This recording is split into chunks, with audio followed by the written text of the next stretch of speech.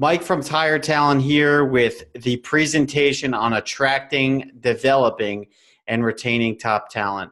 Just a bit of background on myself. Again, my name is Mike Chaffee, founder of Tire Talent. What we do here is we help companies and candidates with filling or finding new positions, and we also advise and consult on career development, etc., for both organizations and candidates. So this topic in particular is very near and dear to our heart and something that we're quite active in. So any way that we could be of service to the industry, feel free to reach out to us anytime. So we're first going to talk about attract. So we hope that you learn some tactics that you can implement within your organization to help find top talent. So attracting top talent, going to back to basics. We first want to ask ourselves, what is the role? So we're gonna think of a specific job opportunity in terms of the mindset to try and have. So what is the role? And the second piece is, what is your process or marketing strategy to get attention to that role? And what is your process or vetting strategy to get that role filled? So what is the role? So the role may be a brand new role to the organization, or it may be one that you're about to place for the 1,000th time, such as a national retailer placing a tire tech, or a brand new VP of sales opening for a new product line and no current base. But it really all starts in the same place. And that is what we're first outlining. What are the duties and responsibilities of the role?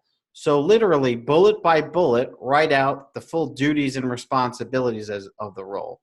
Be as clear and concise as possible. The better the duties and responsibilities are in terms of a descriptive standpoint, the better the candidate is going to be able to understand what the job entails and if it's a fit for them. It's also important to set realistic goals and expectations, especially for those brand new roles that you might have. If we have unrealistic goals and expectations, we probably aren't doing ourselves as an organization or the candidate any favors by being unrealistic. So how do we get realistic?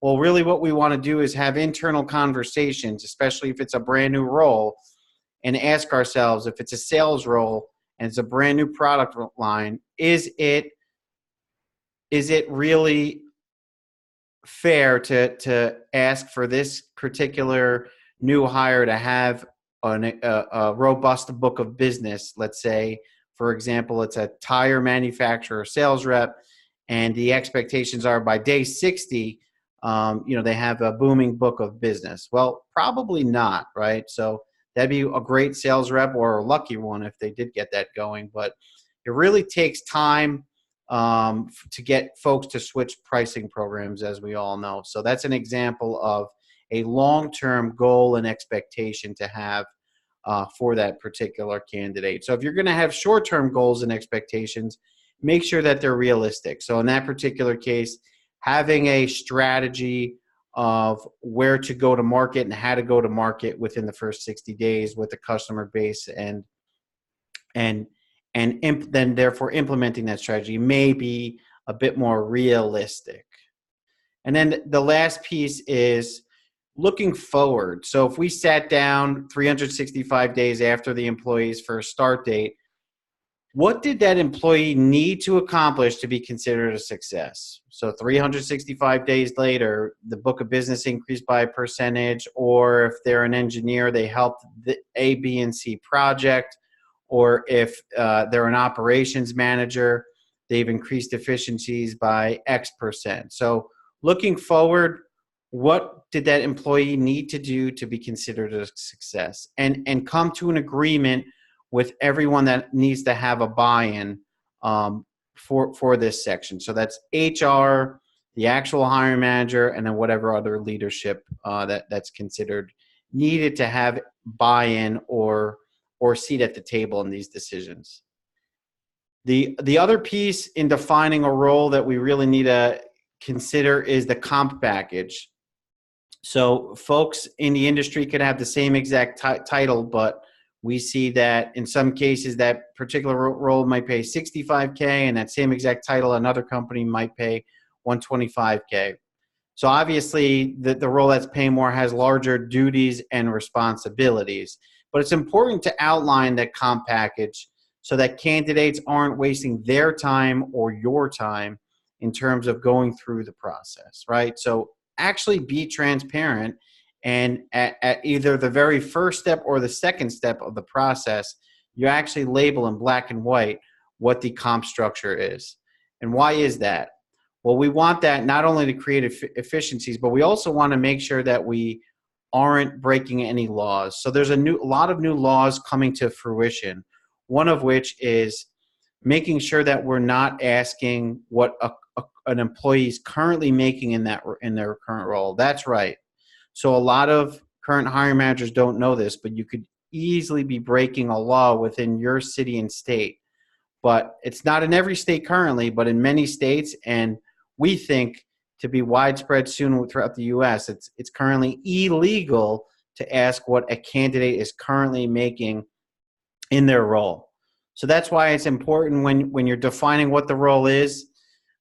We also get the CFO to approve and the president to approve what the actual budget is for that role. So the moment that it's released, if that perfect candidate comes across your desk, interviews, crushes the interview, we're actually ready to make an offer, and we already have that budget approved to do so.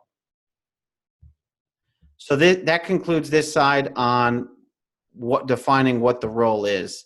The next thing that we want to also consider is defining our candidate's avatar. So what we mean by that is actually thinking and having an internal conversation, and again, bullet by bullet, making an internal document. So who is that candidate? Where are they now in their career? What specific companies are they actually working for now or have worked for in the past? How many years of experience do we think that this person needs already to have under their belt in order to be a success in this role? So that could be 0 years of experience, or for a VP level role, at least 15 years, 20 years of experience some companies want for a particular role. Education. This is another hot topic. How important really is that for you? So if you're looking for filling an engineering role, and you have a weak bench, possibly think of 0 years of experience or some light years of experience, 0 to 6 months in some sort of project, but they have the engineering degree that we're looking for, and we could grow that bench and train. So understanding and defining your candidate's avatar will help whoever is either filtering through candidates or doing the initial outreach and conversations. It's something they can reflect back to, because that person may be different than the actual person hiring. So the next piece that we want to look at and ask ourselves, okay, what is our go-to-market strategy? So once we actually create that job description, what does that job description look like on our company's website? What does it look like on the major job websites if we're going to places like Indeed? So 99% of the job descriptions that we see are pretty generic and I would say boring. So it's your job to differentiate yourself and really make your company and role pop. So why should candidates consider the role, and why should candidates consider your company? It's your job to sell candidates. We're in a really candidate limited market. Candidates right now, due to all-time unemployment low records, have the ability to be picky and choosy about their next step. So it's really important that we're selling, especially for the quote-unquote millennials who want above or different pieces other than standard comp and rate of pay. They really want to feel like they are having a seat at the table and have a better sense of the community, etc., of where they'll be working. So make sure that we're really making your job description pop and it's exciting. So here's an example, really tough to see, of a generic JD and then what we call a market-ready job description. Happy to um, send out some examples to you folks. Feel free to contact me, Mike@tiretalent.com directly. I'll send you some examples. Feel free to take our model.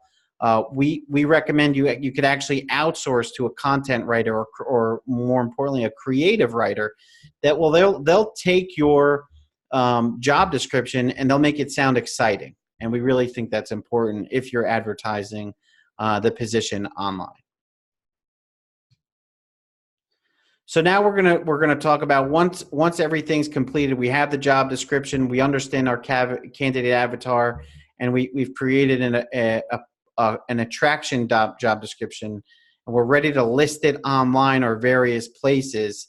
This is what Skill Road claims are the most important sites to put your listing on. So where they're seeing the best or biggest funnels being built.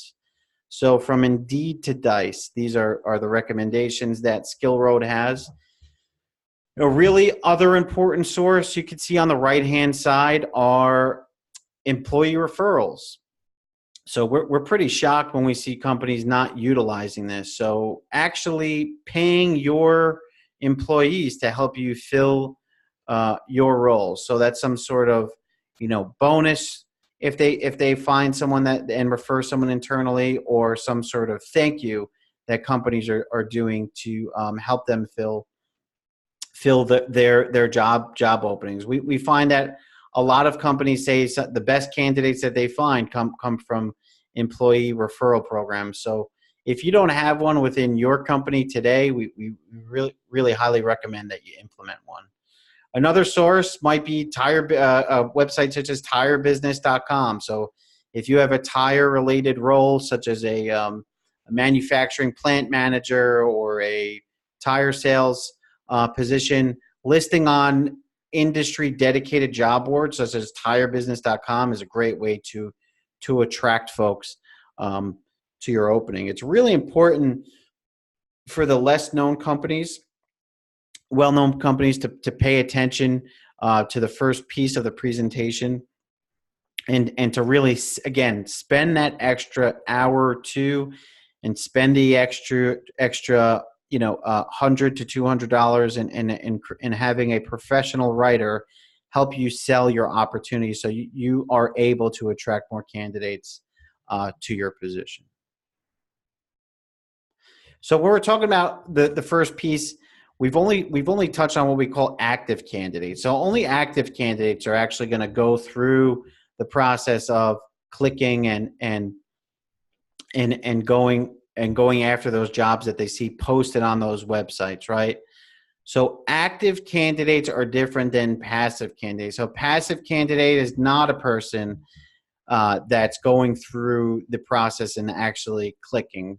So what we want to understand are, after we understand what the differences are, we want to know what the makeup are. So if we think of 100 candidates, according to LinkedIn, 73% of candidates are passive job seekers. I was blown away when I saw this stat. So if you really think about it, 73%, or if we think of 100 people, 73 out of 100 will see your job ad but not click on it. But these folks are job seekers. Wow. So what's your plan? How are you tapping into this passive candidate market? So we see a pyramid here on the right-hand side. So 12% of the current workforce, LinkedIn claims, is active. So those are the folks that are actually going to click on your job opening and actively pursue new opportunities. 15% are currently satisfied with their current job. So they're neither passive nor active, meaning they're not looking to make any moves. They don't even want to enter stage one of the process. However, there's this huge piece, 73% are what are called passive. So what are you doing to penetrate that huge block, that 73%? Really, the one way to do it is to actually do outreach. So tapping on these folks and actually tapping on their shoulders. So that could be internal recruiting team reaching out, internal employees reaching out to folks. That employee program that we employee referral program that we touched on before. But really, you really need a actual process to do this. So ask yourself, what is your outreach strategy to penetrate passive candidates? So, having an internal recruiting team, having an employee referral system, and possibly using external headhunters. So on the right hand side, feel free to use this within your own organization.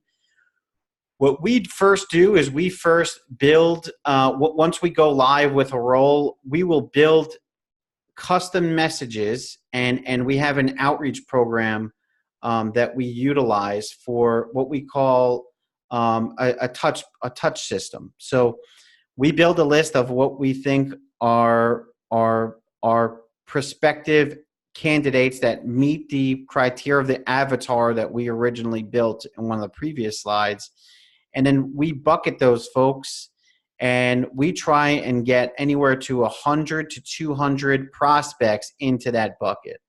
And then once we have those 100 to 200 contacts, we send them through our 10 touch system. So we email, text, we phone them, we call them, and again, we reach out to each person 10 times.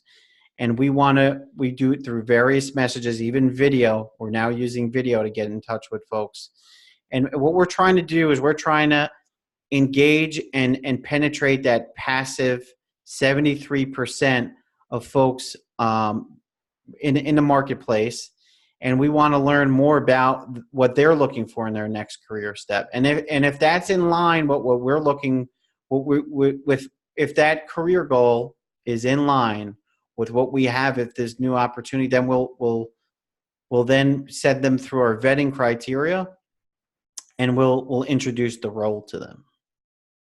So this is the way that we do it, and we feel that your internal recruiting team should be doing as well. So making sure that you're not only fielding inbound, but you're also really penetrating this passive bucket, and you're not just asking once or twice.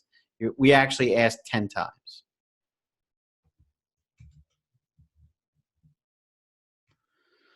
So the process for hiring, so making sure that you have something internally where it's an SOP, and you're also organized, transparent, and efficient. So write out the whole interview process. How many interviews? Who are they going to be with? Let the candidate know this as soon as they enter the funnel. It's really aggravating for candidates to go through either a phone screen or a second interview, in-person interview, and not hear back from your company a month later.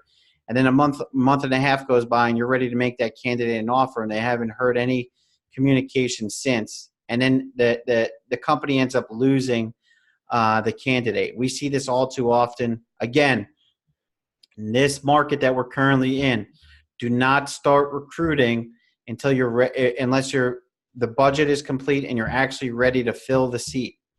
If you start with nice to have and we think that this role is going to open up, it's not good enough. Candidates are moving very quickly today, and it's important that we close the process and we expedite them through as quickly and professionally as possible.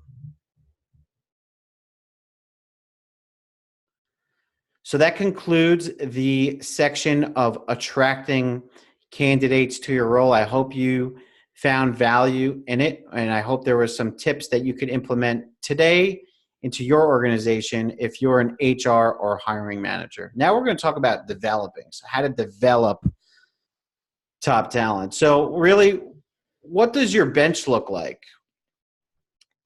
Do you have entry-level positions? Training. What type of training are you doing for your team? And annual reviews. We'll touch on these topics.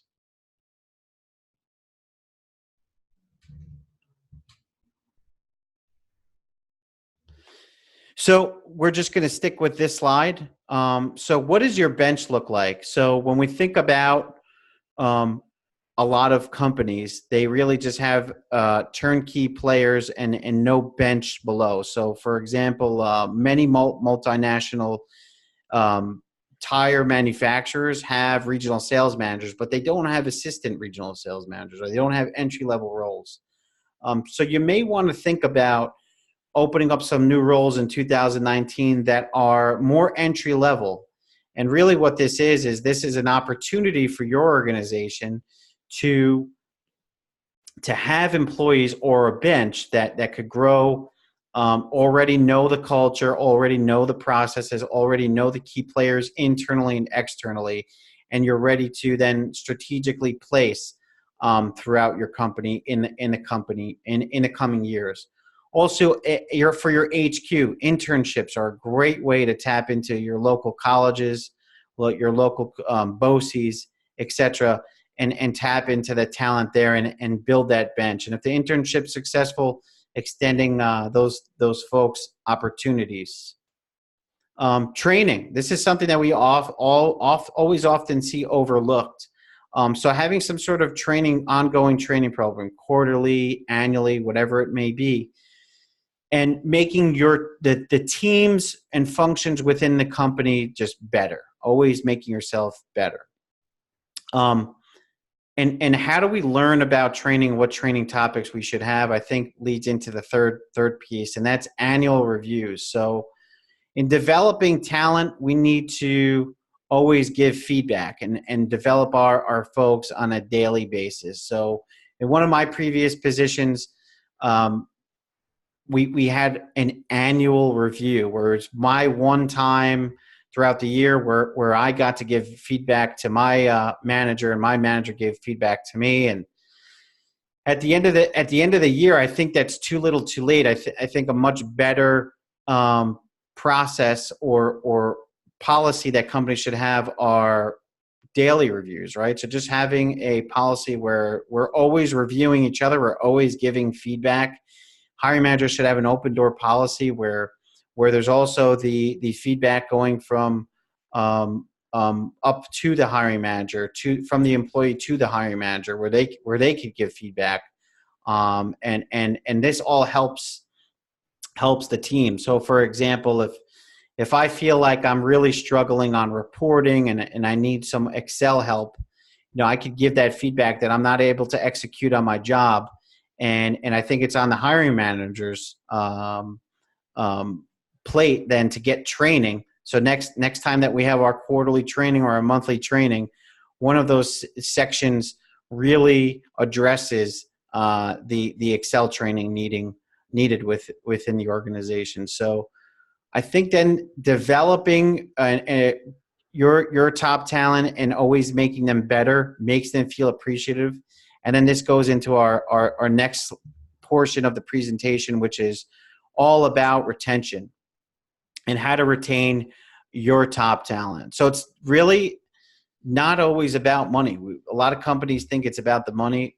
We find that majority of the time candidates are leaving because they just feel like there's no either room for growth, or they don't have a seat at the table. So this slide shows that, again, going back to the retention piece, 71% of employees prefer immediate feedback, even if it's negative. And this is from Business Insider. So job hopping is now the norm. So 75% of millennials think job hopping looks good. And this is according to theladders.com. So when we talk about retention, in some IT markets, non-tire industry and on the West Coast, 2 years could be an average tenure for a lot of folks. But I know in the tire industry, we don't like to see candidates quote unquote job hopping every 2 years. They're in a new role. I know within the industry, if a candidate has 1 year here, 2 years there, companies often don't want to consider them for the role. Well, it's now the new norm, and we really need to embrace it and accept it.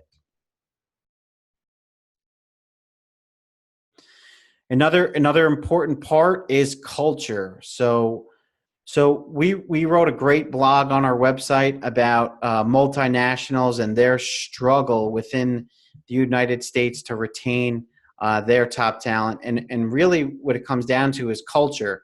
So all too often, multinationals have a disconnect with the American workforce. And we really think it's important that the multinationals get feedback and increase the morale within their company and really analyze, what is the cost within their company of that revolving door. So when employees are constantly leaving their company every couple of years, that they have to fill that role, what are the costs that they have attributed to that, and how could they have prevented it? We don't think that it's currently being addressed, and we think, again, these multinationals are really suffering by not truly addressing what's keeping what are they doing, and what could they be doing differently in order to improve their culture and therefore improve retention.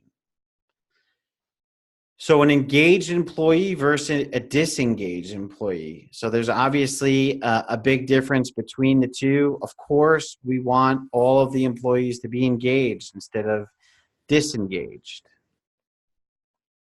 So according to this stat, disengaged employees are estimated to cost the U.S. between $450 billion to $550 billion annually. That's from Glassdoor. And what's even a bit scarier is, according to this, 68% of the workforce is disengaged and only 32% is engaged. So I think a big takeaway is give everyone a seat at the table. Obviously, we want to make sure that everyone's engaged. So if there is a way to get the buy-in, get the feedback, and utilize that feedback in the decision-making process within the company, obviously we're not talking about extremely high-level strategic decisions, but any way that we can impact those decisions and give buy-in from the employees, I think we could highly increase our positive engagement among the workforce. Another example is show a path. So what's your retention strategy? So when a candidate when a new employee completes his first, second, third, fifth year, what's that employee's path look like? So what are you doing to make sure that they always feel like they have a path and a place within your company?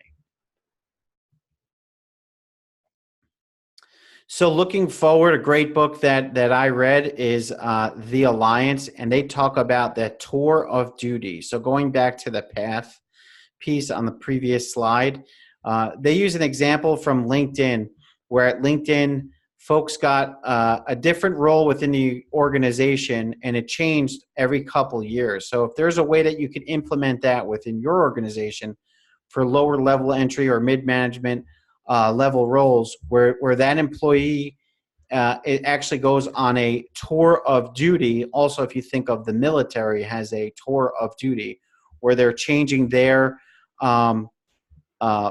silos that they work within, and then at the end of the tour, they change into another silo, and at the end of, let's say, that 4 to 6 year or 8 year tour, now they're ready for some larger leadership role, and they really know your organization well. So that concept might be tough for some of the smaller organizations to implement, but there's definitely some key takeaways, and we really recommend you reading the piece, The Alliance. So I hope you enjoyed today's presentation on attracting, developing, and retaining top talent. Again, my name is Mike Chaffee, the founder of Tire Talent, and happy to answer anyone's questions.